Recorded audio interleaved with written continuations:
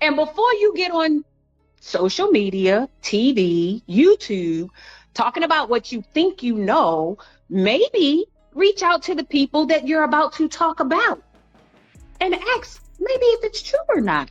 Because it can land you in trouble when you speak of people that's not true. After years of living in Maurice's shadow, Kimmi has finally stepped into the spotlight. And honestly, nobody saw it coming. The courtroom wasn't just about justice this time. It became Kimmi's stage for a powerful comeback. So, what did she win, and how did she pull it off? Well, Kimmi wasn't just fighting behind closed doors. She was quietly preparing for a legal battle that would change everything. According to court documents, she filed for legal separation from Maurice earlier this year. But things quickly escalated. Kimmi accused Maurice of hiding assets. Yep, allegedly moving money into secret accounts and even transferring property to relatives, all to keep it out of her reach. But Kimmi wasn't messing around. She came armed with receipts that exposed every shady move Maurice tried to pull. In court, she didn't just ask for what she was owed, she went further. Kimmi demanded back pay for the work she put into Maurice's businesses, arguing she'd been building his empire without proper compensation.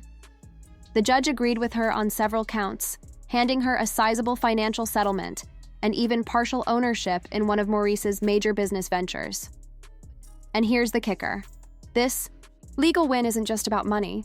It could completely shake up their roles on Love and Marriage. Huntsville. Fans are already buzzing. How will Maurice bounce back? Will Kimmi's victory spark more on-camera drama, or will it finally be her moment to step out of Maurice's shadow? There's a lot you guys didn't see behind the scenes. In Kimmi's own words, "In that moment I was acting to protect the situation, to protect my brother from further harm." At first glance, Kimmi and Maurice looked like the ultimate power couple. Kimmi and Maurice weren't just a couple. They were business partners, co-owners of ventures, and the kind of polished, united duo, Love and Marriage. Huntsville fans admired. They worked side by side, juggling their marriage and professional ambitions. On camera, they looked like a team that always had each other's backs. To fans, their relationship seemed rock solid. But behind the scenes, cracks were starting to show. Maurice began making strange financial moves, investing in new projects without keeping Kimmi in the loop, shifting money between accounts she didn't even know about, and signing contracts without her input. At first, Kimmi brushed it off, telling herself Maurice was just handling pressure and didn't want to burden her. But then, the distance grew. Fans noticed it too. The playful banter between Kimmi and Maurice started to fade into awkward silences. Conversations became stiff, transactional. In one episode, Kimmi questioned a real estate decision Maurice made, and his dismissive reply didn't go unnoticed. Viewers began asking, are they really on the same page anymore? Those awkward silences were hiding something much deeper. Quietly, Kimmi was piecing it all together. It wasn't just feeling left out, it was about the little things that didn't add up. One day, while reviewing the household finances, she stumbled on a series of Kimmi soon discovered bank transactions she didn't recognize, large sums moving in and out of accounts she had no access to. Even more alarming, she found documents bearing her signature, though she had no memory of signing them. When Kimmi confronted Maurice about these mysterious moves, he waved it off, calling it business stuff she didn't need to worry about. He assured her everything was under control, just part of managing their expanding portfolio. But the more Maurice downplayed it, the stronger Kimmi's gut feeling became. Something wasn't right.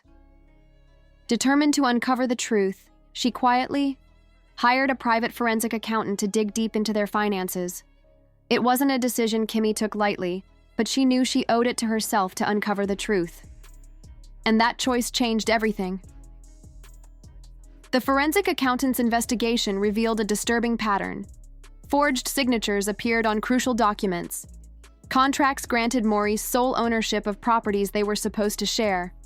Some properties had even been transferred into trusts controlled by Maurice's relatives, cutting Kimmi out without her knowledge. The deeper the accountant dug, the clearer it became. This wasn't a simple misunderstanding or careless paperwork. It was intentional. In that moment, Kimmi realized this was far more than just bad bookkeeping. This was betrayal on a whole new level, and Kimmi knew she couldn't stay silent any longer. Now, I've been around Martell and her, but I didn't really see their interactions. So, I don't know if she made him feel a certain way or whatever.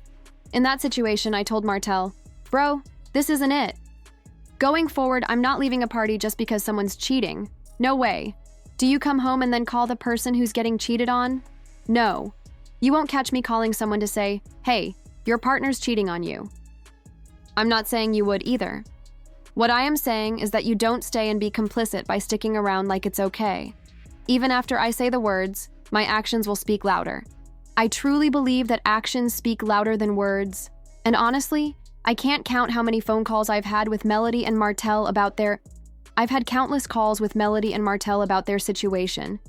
I hear what they're saying, but it hasn't changed my opinion. We're at an impasse." Meanwhile, Kimmi had been quietly carrying the emotional weight of Maurice's betrayal for months. But now, it was time to act.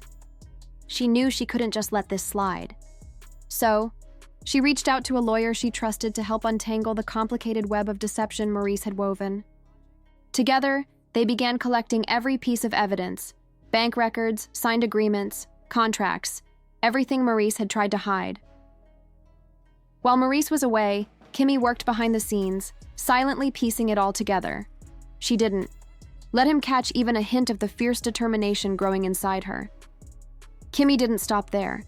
She contacted the authorities and took every necessary step to safeguard her interests.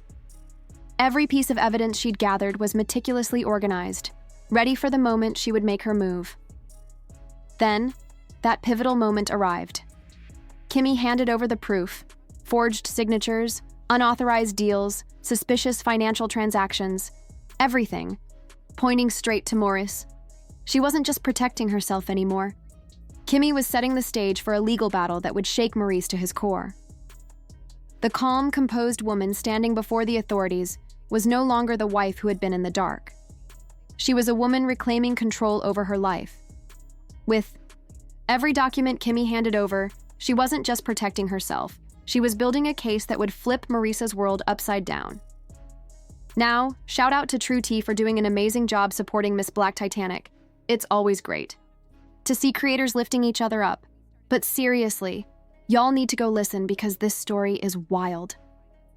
Baby Maurice? He had no clue what was coming. One day, he was living life like everything was fine, and the next, he was blindsided. Legal papers were served, and suddenly, he was caught up in a lawsuit he never saw coming. The court case unfolded like a storm. The charges were heavy: fraud, forged documents, and the misuse of Kimmi's name. Maurice's carefully constructed world of lies and manipulation was unraveling fast. His defense was a tangled web of half-truths and outright fabrications, but the mountain of evidence against him was impossible to ignore. The courtroom buzzed, with tension as Kimmi sat there, calm, determined, and unshaken. She had stepped away from the chaos and taken on a new role, the key witness, a woman no longer afraid to face the truth. When Kimmi took the stand, the room fell silent. Her testimony was sharp, honest, and carried the weight of everything she had endured. This wasn't just a story of betrayal.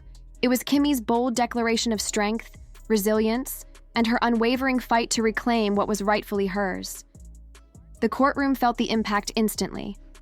Maurice's lawyer stumbled, unable to dismantle her powerful testimony, and his carefully crafted act of innocence shattered before everyone's eyes.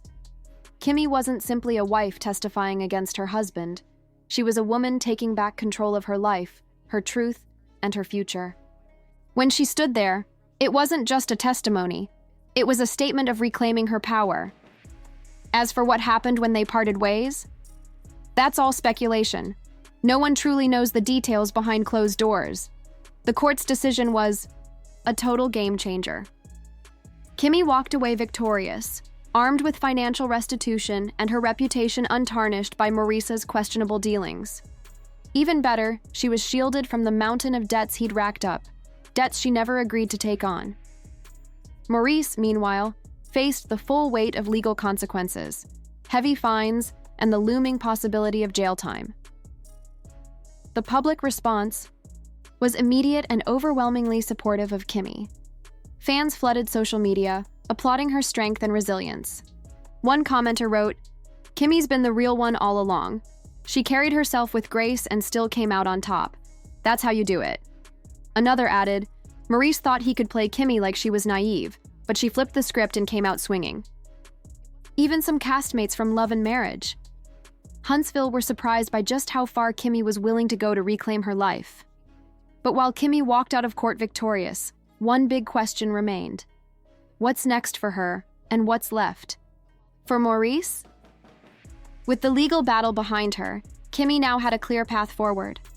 Fans were buzzing with curiosity. Would she dive deeper into her business ventures?